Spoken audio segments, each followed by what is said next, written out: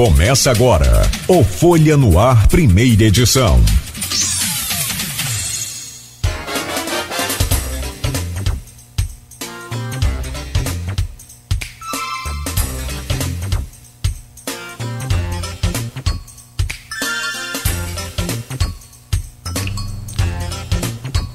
Quinta-feira, dia 10 de dezembro de 2020, está no ar pela Folha FM 98,3, emissora do Grupo Folha da Manhã, mais um Folha no Ar, primeira edição, ao vivo pela Rádio Folha FM, pelo streaming no Face e YouTube, e também estaremos daqui a pouco editado com o programa nas plataformas aí de podcast. Hoje o Instituto Nacional de Meteorologia prevê para Campos tempo nublado, chuvoso. A probabilidade de chuva hoje continua grande, de 70%. Então chove ao longo do dia aí. Em alguns pontos da cidade chove mais, outros menos, mas o tempo hoje é chuvoso com máxima de 28 graus, mínima de 21. Agora aqui no centro faz 22 graus. No programa de hoje, o jornalista Arnaldo Neto. E juntos vamos receber aqui o Marcelo Mérida, que é empresário, presidente da Federação das CDLs e futuro secretário de Desenvolvimento Econômico, que vem para falar sobre os resultados das eleições 2020, os principais desafios dessa próxima gestão e a expectativa do comércio para a venda no Natal em pleno a pandemia. O programa tem a gentileza dos laboratórios Plínio Bacelar e Clínica Proteus. Em destaque hoje no Folha no Ar, primeira edição, as notícias que estão no portal folha1.com.br. Você confere agora com a gente. TSE julga hoje registro de Frederico e define validade das eleições. Enquanto aguarda julgamento da Justiça Eleitoral, o prefeito escolhido no voto anunciou novos nomes ontem também para compor o seu governo. E segue aí a tentativa da transição. Familiares e amigos se despedem da oficial de cartório Patrícia Vizela. Patrícia, que trabalhava na 134DP, morreu em acidente nesta terça-feira. Prefeito Rafael Diniz entrega à Câmara documentos de transição. O relatório também estará disponibilizado no portal da Prefeitura. Tribunal de Contas do Estado do Rio de Janeiro aprova as contas de Rafael Diniz referente a 2019 por unanimidade. Plenário da Corte enviará parecer para a análise final da Câmara de Vereadores. E ainda, carro capota e 4 ficam feridos na descida da ponte Leonel Brizola. O acidente aconteceu após colisão e, apesar do susto, vítimas não tiveram lesões graves, segundo bombeiros.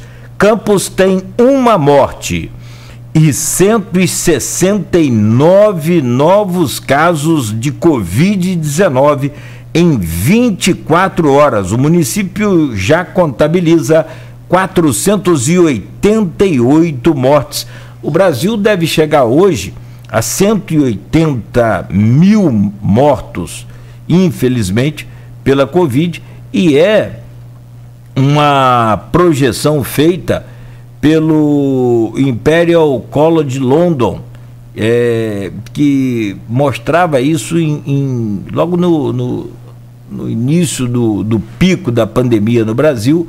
Ele já projetava esse número e agora, infelizmente, com essa segunda onda chegando aí e com o número de leitos, né, já colapsando em vários pontos do país, que é o grande problema, né, que é o colapso do sistema, podemos ultrapassar aí, e infelizmente, né, devemos ultrapassar esses números.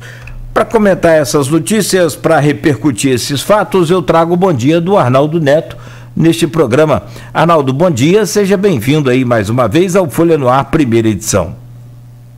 Bom dia, Nogueira, bom dia, Mérida, bom dia a todos os ouvintes da Folha FM.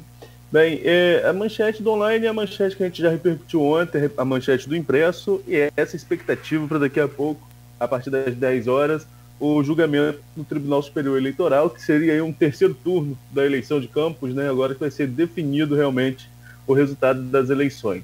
A gente lembra que as possibilidades, a possibilidade que tem ganhado mais força, pelo menos em bastidor, é a de que o julgamento seja favorável ao Frederico, né? Frederico que ontem colocou na sua rede social uma mensagem dizendo que tudo que foi possível ser feito foi feito durante a campanha, e nos argumentos da defesa. Agora seja o que Deus quiser. Então, a sorte está lançada, a mesa jurista, né? A sorte na mesa dos juristas já está lançada, e mais tarde a gente deve ter, tudo indica que a gente tem um desfecho hoje ainda sobre esse, coloco entre aspas aqui, terceiro turno da eleição. Pode acontecer um pedido de visto, né? E frustrar essa expectativa, isso pode acontecer, mas se houver um pedido de vista, acho que existe um prazo e isso fica para a semana que vem já em cima da diplomação. Lembrando que a diplomação deve acontecer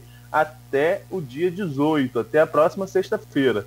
Ainda não foi marcada, acredito que aguardando aí essa decisão do Tribunal Superior Eleitoral. Então deve ficar lá para o final da próxima semana mesmo, assim que a gente tivesse desfecho mais tarde do Tribunal Superior Eleitoral. Caso o Tribunal Superior Eleitoral entenda pela admissibilidade do registro de Frederico Paes, tudo tranquilo, resultado das urnas consolidado, o resultado das urnas aí passa a ser válido, os votos passam a ser todos válidos. Caso o Tribunal Superior Eleitoral tenha um entendimento diferente, acompanhe o entendimento do Tribunal Regional Eleitoral, nós teremos uma segunda discussão de mérito. Se essa questão da falta do registro do Frederico tiraria a eleição do Vladimir. Aí são duas possibilidades, né? Porque uma é a defesa da unicidade da chapa, porque você vota tanto no candidato a prefeito como no candidato a vice, o voto é conjunto, é um voto só. Outra questão que aí eu vejo uma possibilidade de uma pegada jurídica pró a defesa do Vladimir é a questão do prazo de julgamento, porque o registro de Frederico ele foi deferido em primeira instância, ele foi deferido aqui. Então até o prazo para a substituição de candidato, até, se não me falha a memória, 26 ou 27 de outubro, Frederico estava com o registro deferido. O indeferimento do TRE acontece depois desse prazo, do prazo em que poderia ser substituído o candidato. Então essa vai ser uma pegada da defesa de Vladimir, dizendo que até o dia em que podia substituir, o vice dele estava deferido pela justiça.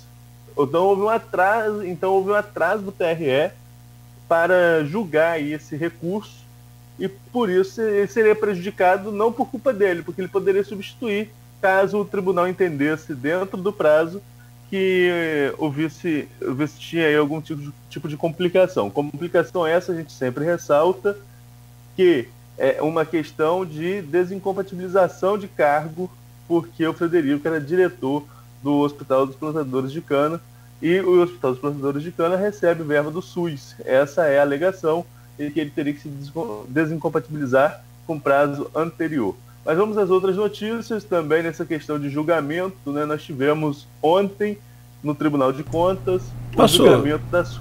Posso só antes de você começar no julgamento aí do tribunal, obrigado, Arnaldo. Nós vamos acompanhar hoje, quem estiver aí a caminho do trabalho agora, por exemplo, ouvindo a rádio ou assistindo a gente aqui no Face, pode ficar tranquilo que a partir das 10 horas a gente vai acompanhar, né, todo o processo no tribunal, no TSE, e vai, evidentemente, que informando aqui ao longo da nossa programação. Então, a partir de 10 horas, pode ligar o radinho aí que você vai saber o andamento, né, do julgamento, se vai ter, se não vai, se vai ter realmente voto a voto, a gente vai acompanhar aqui, né, fazendo as notícias aqui a todo instante, ok? Foi como eu falei, né? O terceiro turno, né? Então a cobertura tipo da eleição também. Mas enfim. Dando continuidade aqui a essa questão do Tribunal de Contas do Estado, aprovou por unanimidade a prestação de contas referente a 2019 do prefeito Rafael Diniz. Vale lembrar que Rafael teve as contas também aprovadas por unanimidade em 2017 e em 2018. Né? Então, são as 3 contas dele julgadas, foram contas julgadas, aprovadas aí por unanimidade. Lembrando também, como eu falava ontem, o Ministério Público Especial chegou a recomendar a reprovação, como já tinha feito anteriormente. Isso é natural dentro do processo de prestação de contas. Falava isso ontem, antes mesmo do resultado da corte. Porque é natural dentro do processo de prestação de contas. O Ministério Público Especial ele emite ali algumas coisas, ele destaca alguns equívocos, algumas dúvidas em relação ao processo inicial, mas há um prazo para que os municípios enviem as suas informações corrigidas, prestem novas informações para sanar essas dúvidas levantadas pelo Ministério Público. Em Campos, nas 3 oportunidades, nas contas do prefeito Rafael Diniz, né, teve aí tempo para fazer essa correção e acabou com a aprovação unânime do Tribunal de Contas do Estado. Ainda falando sobre o prefeito Rafael Diniz, ele entregou à Câmara os documentos necessários para a transição de governo. Por que Rafael fez isso? A gente lembra que tem um processo aí em que o Vladimir acionou a Justiça pedindo para ter início imediato a transição, né? Já que ele já está anunciando aí secretários, um deles até o nosso entrevistado de hoje, que é o Marcelo Mérida, ele já tem anunciado aí os nomes que vão compor o seu governo, mas, por outro lado, não está tendo acesso aos documentos da transição. Porque o Rafael, né, a equipe do Rafael, já informou que vai aguardar a decisão do TSE quanto ao prefeito eleito de Campos. Até mesmo porque, hoje, se entrarmos aí no sistema, se acionarmos o sistema do Tribunal Superior Eleitoral, a gente vai ter informação de que não há prefeito eleito em Campos. A eleição está ainda sub júdice. Bem, então o que o Rafael fez? Entregou essa documentação ao Fred Machado, atual presidente da Câmara, e o que a gente aguarda? A gente aguarda agora essa decisão do TSE. Sobre aquela questão da Justiça, a Justiça deu 72 horas para o município se manifestar. Ainda está dentro do prazo, o município aguardar a decisão do TSE. Então, assim, o município vai se manifestar já com o TSE, com tudo resolvido do TSE, e o documento a documentação está toda na Câmara. Acabou a decisão do TSE, aí cabe agora ao Fred encaminhar tudo aí para a equipe do prefeito eleito, se o Tribunal Superior Eleitoral confirmar aí o resultado das urnas. Então, assim, a gente está indo para um desfecho, né? A gente está indo para um desfecho nessa questão da transição e está indo para um desfecho hoje também das eleições de 2020 em Campos. A gente espera que seja realmente um desfecho, que não fique aí nenhum julgamento pendente para a próxima semana. Você colocou uma coisa aí muito interessante, Arnaldo. Se for pedido vistas do processo, né, cria-se estende esse prazo aí, né, naturalmente não tão longo quanto num processo normal, porque trata-se de um processo eleitoral e há uma celeridade, né, proposital para que seja julgado todos os processos aí antes do dia da diplomação, pelo menos o que o presidente do tribunal pediu, né? Então, mas mesmo que seja um curto prazo, surge um novo prazo aí, o que atrapalha aí essa questão, né? E o que preocupa é o prazo para diplomação, né, Nogueira? Você fica com um tempo aí muito apertado para diplomação, já que o recesso da Justiça começa no dia 18, né, na próxima sexta-feira, e a diplomação tem que acontecer até o dia 18. Vai ser muito provável que fique para o dia 18 aqui em Campos, justamente por isso, porque ainda falta essa questão de definição. Agora, só para a gente concluir aqui o bloco, passando também pelas notícias de geral, teve esse acidente que aconteceu ali na descida da Ponte Leonel Brizola, né, aqui no centro, né, que chamou muita atenção. O carro capotou e 4 pessoas ficaram feridas na descida da ponte. Ontem isso circulou muito em rede social.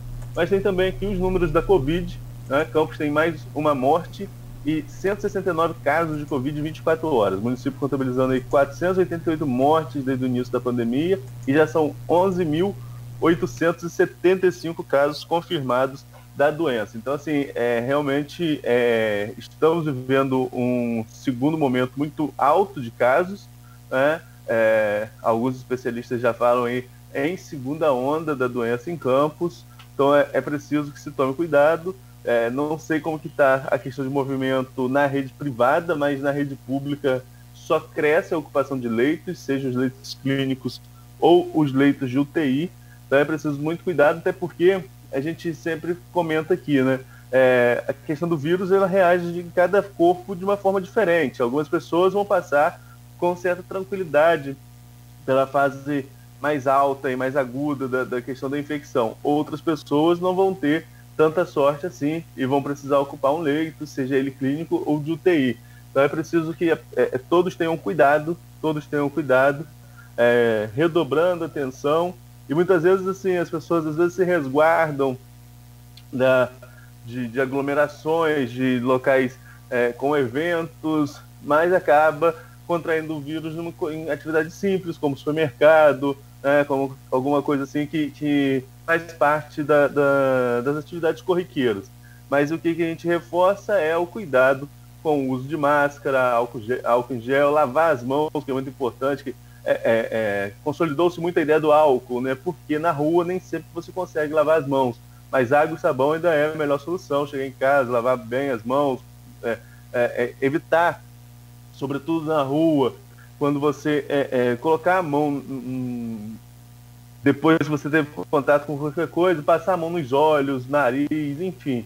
São várias medidas para que a pessoa não tenha aí contato com o vírus e se coloque em risco, né? Porque apesar de nem todo mundo apresentar sintomas graves, é um momento muito tenso, né? Envolve muito essa questão da tensão enquanto está testado positivo. Então vamos todo mundo se resguardando, se cuidando, para que não precise passar por isso. E esses números crescentes preocupam, e volto a falar aqui, não é só na questão, claro que também, mas não é só na questão do número de doentes, é a questão da rede de saúde, se a rede vai comportar, atender essa demanda crescente que está acontecendo, não só em Campos. A gente assistindo o noticiário, né, ou lendo o noticiário, a gente sempre sabe que isso está acontecendo no país inteiro. Em Campos também estamos tendo uma alta aí desse número de casos e a rede de saúde fica comprometida. Como eu falei, já estamos com mais de 70% dos leitos clínicos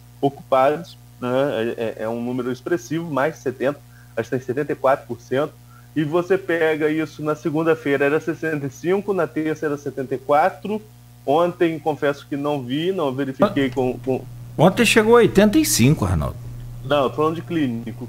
Ah, desculpa, perdão. Clínico, 65, 74. UTI. 80 na segunda, 85 na terça. Ontem, como eu falei aqui, confesso que ontem não vi com o município ainda qual o número que está, mas estamos numa crescente, né? Estamos numa crescente em relação à ocupação de leitos. Isso estou falando da rede pública, em que também os hospitais contratualizados. Sem falar rede particular, né? Que, como eu falei, mora aqui perto do Beda, passei ali no Beda dia desses e estava extremamente lotado. A gente até faz a brincadeira de mau gosto, mas é que é a realidade. Às vezes a pessoa, se não tiver com algum sintoma, vai lá e corre o risco de pegar, de tanta gente que tem aguardando atendimento. Não tem jeito. A situação está realmente assim. Se a gente passar nos locais, a gente vai ver que a procura por atendimento está muito maior, né? Então os números têm crescido bastante com relação a essa questão da Covid. Muito bem, Arnaldo.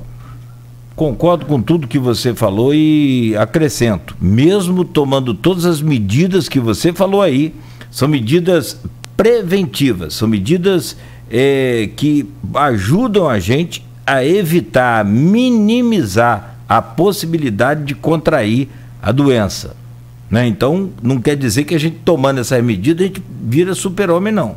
Nem super mulher também não, é só uma questão de minimizar. Então, quanto mais a gente conscientizar as pessoas, é importante sobre isso. 7h25, um rápido intervalo aqui no Folha no Ar, primeira edição, e a gente volta a seguir conversando com o Marcelo Mérida, o futuro secretário de Desenvolvimento de Campos, ao vivo com o oferecimento dos laboratórios Plínio Bacelar e Clínica Proteus.